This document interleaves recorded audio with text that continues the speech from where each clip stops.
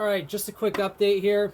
Yeah, so I got this 700 pound remnant here that I got to pull out of my shelter. I was debating on how to get it out, whether it was to essentially hoist it up onto the main body of the stone.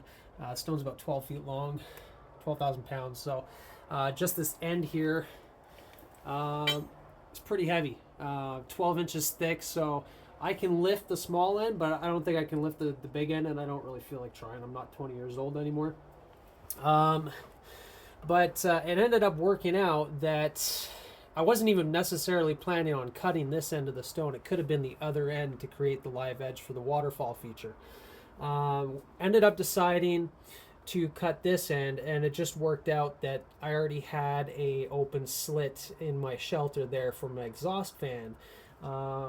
And so that actually works out serendipitously, because now I can pull this piece of stone out of that slit there as opposed to somewhere else in my shelter where it's already all strapped up, overlapped all over the place. It's not going to be an easy, like, unless I want to ruin my tarps. This is perfect. I'm going to slide it out here. If I can get it out enough, then I just have to attach a strap, the end of the strap onto like the back of my truck or a piece of machinery, drag it the rest of the way out, and then put it somewhere for the winter, or if I need it again, I can get access to it. But so basically I've got this choke configuration to rig the end of the stone. One strap should do it. The only caveat is that the small end of the stone is the end that I gotta drag out, which means that the choke hold on the stone could slip off the tip. Don't take that out of context. If I need another strap, I got one there.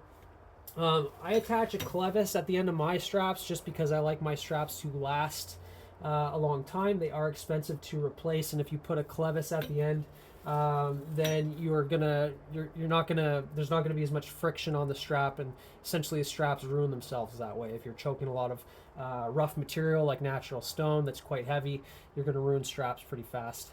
Right, so one strap should do it. The only thing is I don't want to drag it. I've got pieces of I've got timber rails underneath this big stone here supporting these these steel pipes, so the steel pipes run on the rails. That's how I'm going to be able to easily move the stone in and out.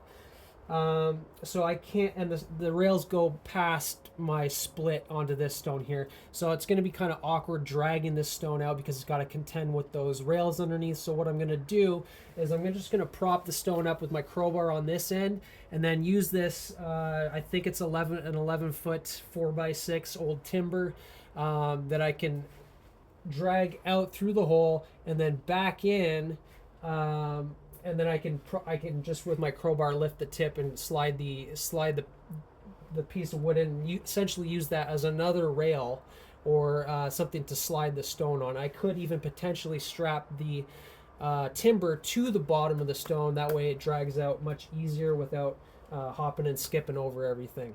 I'm also going to have to contend with the wall next to me. I've got about 6 inches between the wide end of the stone and the wall, which means that as I'm dragging this out, I need to keep it centered enough, and I need to absolutely make sure it doesn't dent the wall, right? So I'll probably even put up a piece of wood or some insulation board or both on the wall, pinch between the stone and the wall. That way, if anything does happen, the stone tilts, it's going to be too heavy to immediately correct by hand. You know, if an accident happens, you just got to let it go. So taking precaution for where it could potentially fall off into, if it's something valuable or something that, you know, this is a building here, so it's obvious. Anyways, I'll show you outside real quick.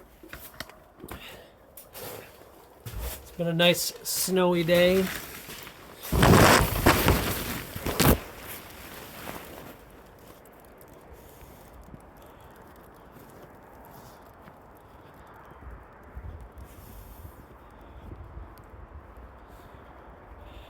All right, so yeah, it's going to be coming out right there. And I'll see you in the next one when I've got it all rigged up and ready to pull out.